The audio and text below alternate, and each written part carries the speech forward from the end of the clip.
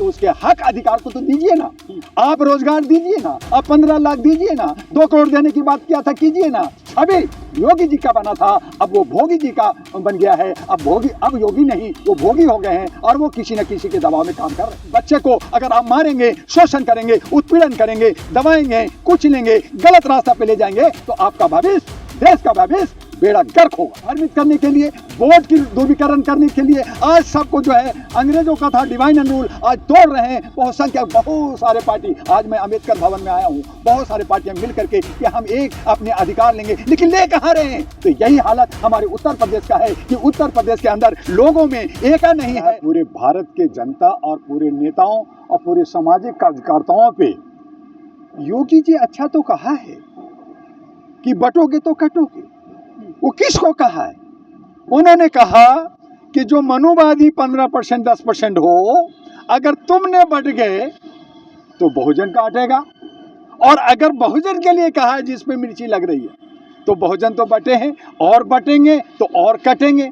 तो ये बटे और कटने का जो हिंसात्मक जो प्रवृत्ति का इस तरह की स्टेटमेंट है, यह एक संवैधानिक पद पे बैठा हुआ मुख्यमंत्री का नहीं होना चाहिए। ये अशोभनीय है और इस आधार पर देश के प्रधानमंत्री ट्वीट करते हैं कि नहीं अब बटेंगे कटेंगे नहीं, अब जुड़ेंगे जोड़ेंगे। तो किसको जोड़ेंगे आप?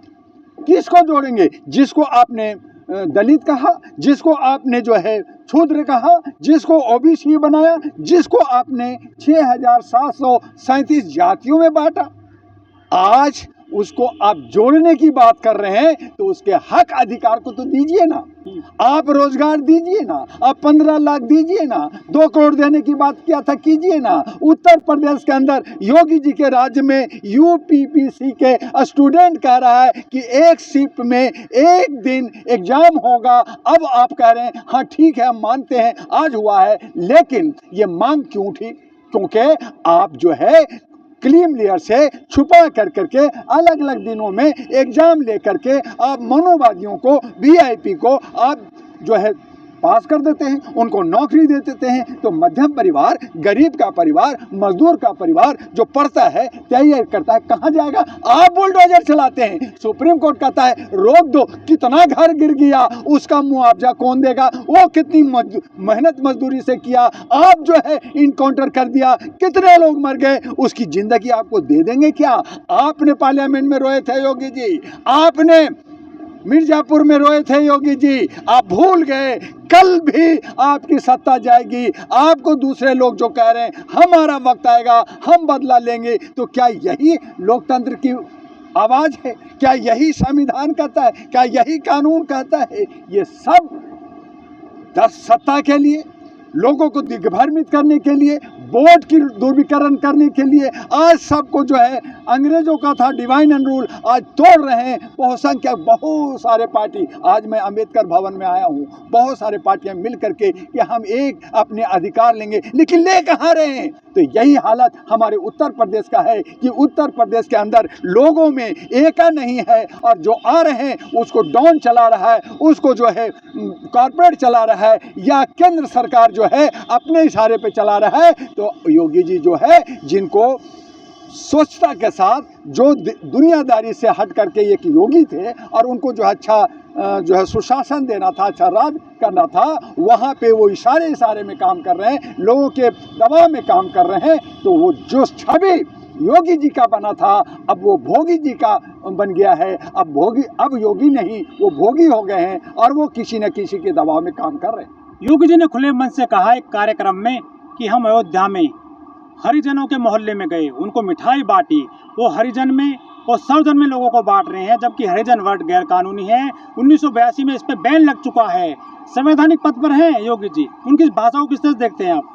नहीं, वो हरिजन में जहाँ वो आप सनातन की बात कर रहे हैं, मनोवाद की बात कर रहे हैं, ब्राह्मणवाद की बात कर रहे हैं, तो क्या योगी जी हरिजन नहीं है? हरि के जन नहीं है? वो पहले ये क्लियर कर दें कि योगी जी हरिजन है या नहीं है। वो राजपूत है। मोदी जी हरिजन है या नहीं है?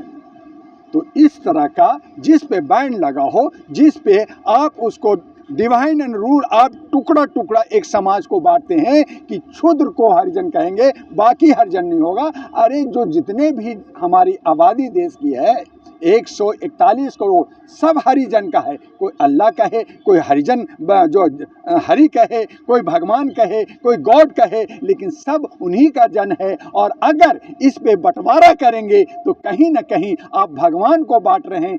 आप तो पब्लिक को बांट ही रहे हैं, लेकिन आप भगवान को भी बांट रहे हैं, धर्म को भी बांट रहे हैं। तो इस तरह से ये जो हमारा लोकतांत्रिक देश है, ये सेकुलर देश है, ये संवैधानिक तरीके से चलता है, इसको छिन भिन कर करके आप मनमानी करना चाहते हैं, इसको तानाशाही कहते हैं, हिटलरगिरी कहते हैं। और इस तरह से देश जो है धरातल रसातल में जाएगा। और इसे बचाने के लिए हमारी जो 65 करोड़ युवा युवती हैं, नए जो सोच विचार के लोग हैं, वैज्ञानिक सोच विचार के लोग हैं, उनको आगे आना होगा। और ये तमाम जो घिसे पीटे लोग हैं उनको बाहर करना पड़ेगा। युवा आ रहे थे आगे प्रयागराज में अपने हक अधिकारों के लिए, उन पे लाठीबाजी ना कल।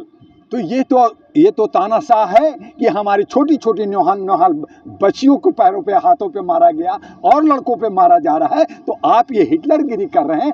आप जो है देश के अंदर शासन कर करके नहीं, बल्कि आज नौजवान जो है, youth is power of Galaxy कहलाता है। आपका अभी कल ही आपका 14 नवंबर गया, जहां बच्चों का चिल्ड्रन डे मनाया गया। नेहरू ने कहा था बच्चे ही भविष्य बनते हैं। अब्दुल कलाम आज़ाद हमारे राष्ट्रपति ने कहा था बच्चे ही भविष्य बनते हैं। लेकिन बच्चे को अगर आप मारेंगे, शोषण करेंगे, उत्पीड़न करेंगे, दबाएंगे, कुचलेंगे, गलत रास्ता पे ले जाएंगे, तो आपका भविष्य, देश का भविष्य बेड़ा गर्क होगा। यदि वो कांवड़ लाते हैं तो उनको ऊपर फूल बरसाए जाते हैं सावन के महीने में। अधिकार मांगेंगे, लाठी मिलेगी बदले में। बिल्कुल सही कहा कि अधिकार मांगेंगे तो डंडा पड़ेगा।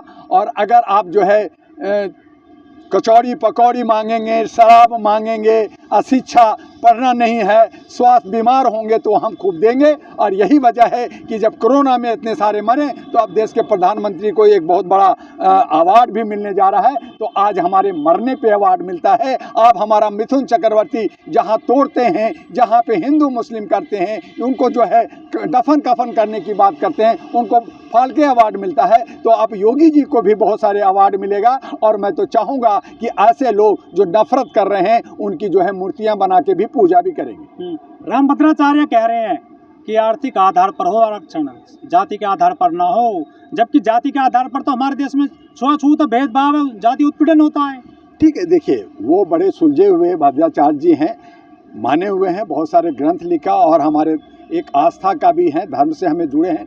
तो उन्होंने जो कहा कि आर्थिक रूप से बहुत अच्छी बात है कि आर्थिक रूप से हो, चूँकि बहुत सारे ओबीसी और पिछड़े में, जैसे रामविलास पासवान के, चिराग पासवान को आरक्षण की ज़रूरत क्या है, आज जीताराम को आरक्षण की क्या ज़रूरत है, मीरा कुमार को क्या आरक्षण की ज़रूरत है। तो जो क्रीम लेयर में यानी ऊपर पहुंच गए हैं, हाई पे पहुंच गए, उनको ना मिलके जो गरीब हैं, जो नीचे हैं, उनको मिलना चाहिए। लेकिन बाबा अंबेडकर ने कहा था कि ये आरक्षण का एक सीमा तक वो रहेगा, लेकिन फिर योग्यता भी हमारे सामने आनी चाहिए, नहीं तो देश चरमरा जाएगा। लेकिन ये सब राजनीति का अखाड़ा बना लिया है। और यही वजह है कि हर एक व्यक्ति आप जिससे भी मिलेंगे वो कहेगा मैं फलना पार्टी का अध्यक्ष हूँ, मैं फलना पार्टी का जनरल सेक्रेटरी हूँ, मैं फलना संगठन चलाता हूँ। तो ये सब झोला छाप बन कर करके देश को टुकड़ा कर रहे हैं, ये बटे हुए हैं। और यही वजह है कि देश को अच्छा, जो देशभक्त हो, जो समाज को कुछ दे सके, ऐसा हमारे बीच में नेता पैदा नहीं ले रहा है। और अविश्वास की वजह से हमारा देश जो है श्रीलंका और बांग्लादेश की तरह हो गया है। तो इसे बदलना होगा। और खास करके जो उत्तर प्रदेश की आप बार बार बात कर रहे हैं, तो वो उत्तम राज्य तब होगा